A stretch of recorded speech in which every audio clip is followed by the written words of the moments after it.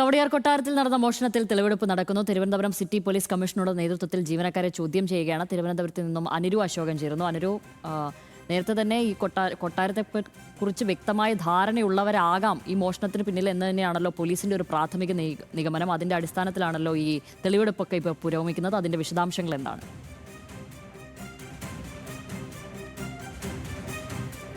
ശ്യാമലി, ഇന്ന് ഉച്ചയ്ക്ക് 12:30 Thiruvananthapuram city police commissioner K കാർത്തിക്കിൻ്റെ നേതൃത്വത്തിലുള്ള പോലീസ് സംഘം കവടിയാർ കൊട്ടാരത്തിലേക്ക് എത്തുന്നതും ജീവനക്കാരെയും രാജകുടുംബാംഗങ്ങളെയും ഇപ്പോൾ ചോദ്യം ചെയ്യുന്നതും. അതിൽ 4 രാജകുടുംബാംഗങ്ങളാണ് ഇപ്പോൾ കൊട്ടാരത്തിൽ താമസിക്കുന്നത്. 40ഓളം ജീവനക്കാരുമുണ്ട്. ഇന്നലെ അസിസ്റ്റന്റ് കമ്മീഷണറുടെ നേതൃത്വത്തിൽ 2 ജീവനക്കാരെ ചോദ്യം ചെയ്തിരുന്നു. എന്നാൽ പോലീസിനുള്ള ഒരു വെല്ലുവിളി എന്ന് പറയുന്നത് മോഷണം നടന്ന് 4 മാസത്തിന് ശേഷമാണ് ഇത്തരം ഒരു പരാതിയുമായി ഗൗരി ലക്ഷ്മി ഭായി സംസ്ഥാന പോലീസ് മേധാവിയെ സമീപിക്കുന്നത്. അതുകൊണ്ട് തന്നെ ശാസ്ത്രീയ തെളിവുകൾ കണ്ടെത്തുന്നതിലും ബുദ്ധിമുട്ടുണ്ട്. കൂടാതെ ഈ ഒരു മോഷണം നടന്നിരിക്കുന്നത് കൊട്ടാരത്തെക്കുറിച്ചും കൊട്ടാരത്തിനെക്കുറിച്ചും ജീവനക്കാരെക്കുറിച്ചും അതിൻ്റെ വഴികളെക്കുറിച്ചും ഒക്കെ കൃത്യമായി അറിവുള്ള ഒരാളാണ് ഈ ഒരു മോഷണത്തിന് പിന്നിലെന്നാണ്. സ്വാഭാവികമായും 1-2 പേർ ഇതിനുള്ളിൽ ഉണ്ടാകുമെന്നുള്ളതാണ്. പക്ഷേ നമുക്ക് ലഭിക്കുന്ന ഒരു വിവരമെന്ന് പറയുന്നത് ഗൗരി ലക്ഷ്മി ഭായ് ഒഴികെ മറ്റൊരു രാജകുടുംബാംഗങ്ങളും അന്വേഷണവുമായി കൃത്യമായി സഹകരിക്കുന്നില്ല എന്നുള്ള ഒരു വിവരം കൂടി നമുക്ക് ലഭിക്കുന്നുണ്ട്. അതുകൊണ്ട് തന്നെ ഈ ഒരു അന്വേഷണത്തിനോട് മുന്നോട്ട് പോകാനും പോലീസിന് തടസ്സമുണ്ട്.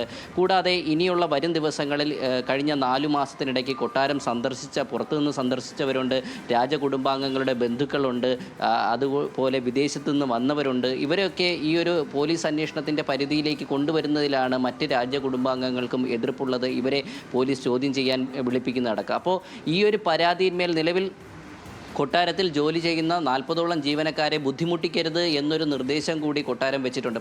എന്നാൽ പോലീസിനെ സംബന്ധിച്ചിട്ട് ഒരു ബുദ്ധിമുട്ടിക്കാതെ അല്ലെങ്കിൽ കൃത്യമായി ചോദ്യം ചെയ്യാതെ ശാസ്ത്രീയ തെളിവുകൾ ശേഖരിക്കാതെ ഇവരുടെ ഫോൺ വിവരങ്ങൾ ശേഖരിക്കാതെ മുന്നോട്ട് പോകാൻ കഴിയാത്ത സാഹചര്യവുമുണ്ട്. അപ്പോൾ നിലവിൽ ഈ ഒരു സാഹചര്യത്തിൽ കുറ്റവാളിയെ അല്ലെങ്കിൽ മോഷ്ടാവിനെ കണ്ടെത്തുക എന്നത് പോലീസിനെ സംബന്ധിച്ച് വലിയൊരു വെല്ലുവിളിയുമാണ്. ഇപ്പോൾ നമുക്ക് മനസ്സിലാവുന്നത് ഇത് സംബന്ധിച്ചൊരു പ്രത്യേക അന്വേഷണ സംഘത്തെ വരും ദിവസങ്ങളിൽ തന്നെ നിയോഗിക്കും. പക്ഷേ കൃത്യമായ CCTV രേഖകൾ, ഈ പറയുന്ന സന്ദർശകരുടെ വിവരങ്ങൾ എന്നിവ ലഭിച്ച ശേഷം മാത്രമേ ഈ ഒരു പ്രത്യേക അന്വേഷണ സംഘത്തെ രൂപീകരിക്കൂ.